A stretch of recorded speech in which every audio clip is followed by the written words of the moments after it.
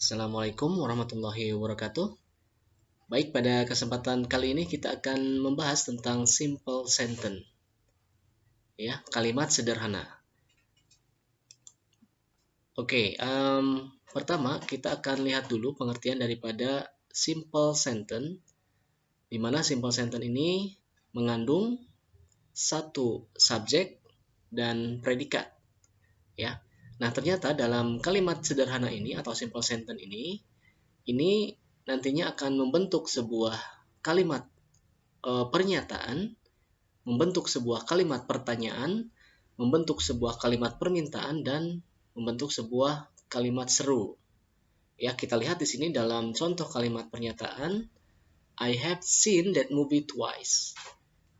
Saya telah melihat film itu 2 kali. Nah, di sini termasuk kalimat simple sentence atau kalimat sederhana yang termasuk ke dalam bentukan kalimat pernyataan. Kemudian kalimat untuk pertanyaan, ya, yang berbentuk pertanyaan. Did you attend the concert? Ya, apakah kamu mengikuti konser itu? Nah, ini adalah kalimat pertanyaan dalam simple sentence atau kalimat sederhana. Nah, kemudian contoh dari kalimat permintaan. Please be on time for the program. Ya, mohon agar tepat waktu di acara tersebut. Nah, di sini termasuk kalimat permintaan pada kalimat sederhana, ya. Kemudian untuk contoh kalimat seru. Misalkan di sini how lucky you are. Betapa beruntungnya kamu. Nah, di sini termasuk kalimat seru yang ada pada kalimat sederhana, ya. Oke, jadi semua ini termasuk ke dalam kalimat sederhana yang membentuk kalimat pernyataan, kalimat pertanyaan, kemudian kalimat permintaan, dan kalimat seru. Nah, itu ada dalam kalimat sederhana. Kemudian berikutnya, oke, di sini diminta agar membaca, kemudian kelompokkan apakah kalimat tersebut kalimat pernyataan, kalimat pertanyaan, kalimat permintaan, ataupun kalimat seru. Oke, saya kasih contoh di sini. Please fasten your seat belt. Nah, di sini ada kata please biasanya menunjukkan kalimat permintaan, ya. Di sini diminta, ya, mohon untuk mengencangkan sabuk, ya, sabuk Anda. Berarti ini termasuk ke dalam kalimat permintaan. Oke, untuk sisanya silahkan nanti diisi ya sendiri. Kemudian dalam kalimat sederhana juga di sini bisa dikatakan sebagai kelompok kata yang mengandung hanya satu klausa bebas, ya, satu klausa bebas. Di mana kalimat sederhana juga disebut sebagai sebuah kalimat bebas, ya, yang mengandung subjek dan kata kerja. Dan juga kalimat sederhana ini mengungkapkan gagasan yang lengkap. Sebagai contoh, di sini Jill reads, ya, Jill membaca. Ini kalimat sederhana, ya, yang tadi disebutkan mengungkapkan sebuah gagasan yang lengkap. Oke, terlebih lagi di sini ketika ditambahkan kata sifat, kata keterangan maupun frase kata depan terhadap sebuah kalimat sederhana, ini tidak mengubah sama sekali menjadi kalimat yang kompleks, tidak. Sebagai contoh, misalkan di sini, the brown dog with the red collar always barks loudly. Nah, ini masih termasuk ke dalam kalimat sederhana. Ya, meskipun di sini ditambahkan prepositional phrase, ya. Kemudian juga ditambahkan adjective dan juga adverb, ya. Oke, kita lihat di sini the brown dog with the red collar always. Nah, di sini termasuk ke dalam subjek, ya, masih masuk ke dalam subjek. Oke, kemudian untuk barks, nah di sini verbnya. Nah, loudly termasuk adverbnya, ya. Oke. Jadi di sini tidak mengubah sama sekali menjadi kalimat kompleks, bukan. Jadi di sini masih masuk ke dalam kalimat sederhana, ya. Meski tadi ditambahkan kata sifat seperti kata brown, kemudian red, nah itu kan kata sifat, dan juga ditambahkan adverb loudly, ya tidak mempengaruhi sama sekali. Oke, kemudian juga jika kita menggabungkan beberapa kata benda dengan kata penghubung ataupun beberapa kata kerja dengan kata penghubung, maka tetap itu dinamakan kalimat sederhana. Contoh misalkan, the dog bark and growl loudly. Ya, oke.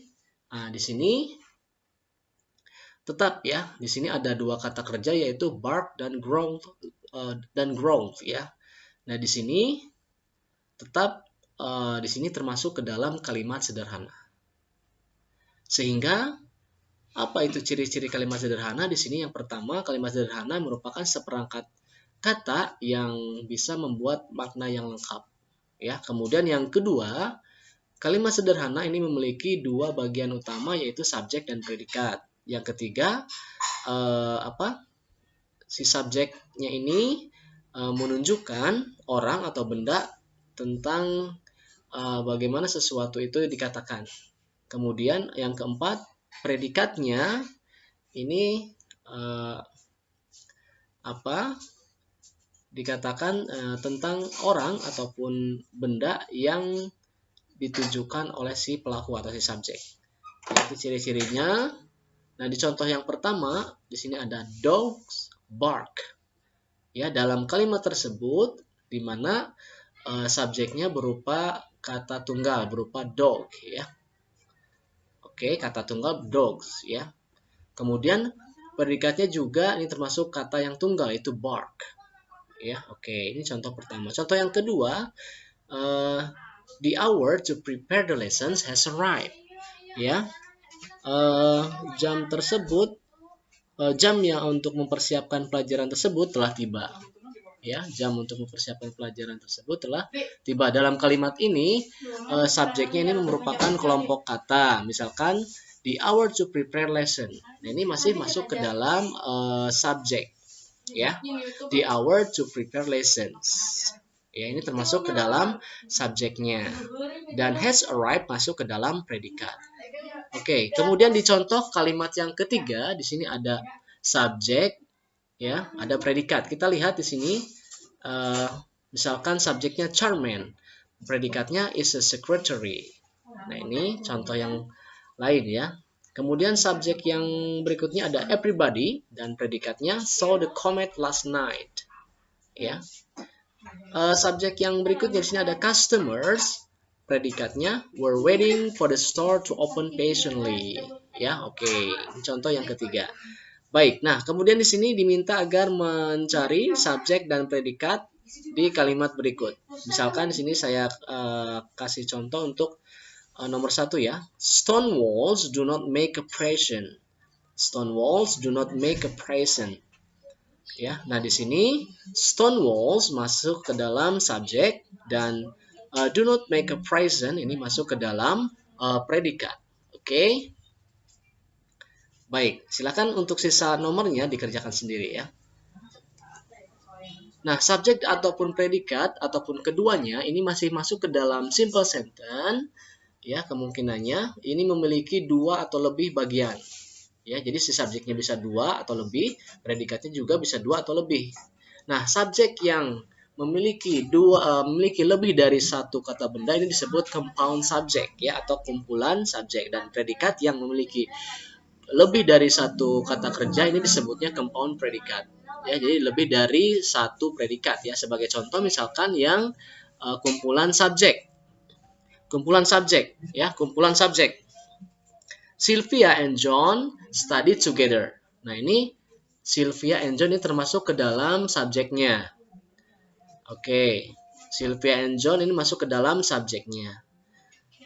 Silakan dianalisa sendiri untuk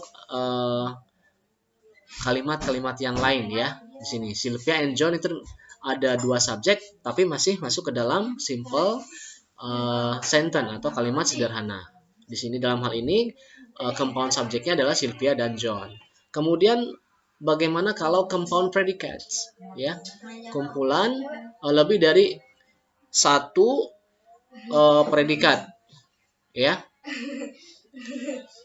Misalkan di sini we sign a lease and left a deposit. Nah, di sini kata sign dan left ini termasuk ke dalam predikat, ya. Kemudian ada compound subject and predicate, gabungan dari subjek yang lebih dari satu dan predikat lebih dari satu. Nah, misalkan my roommate and I, nah ini termasuk subjek, ya, compound subject. Kemudian painted and plastered, dan di sini compound predicates. The walls of our room, ya, begitu ya. Oke, nah silakan.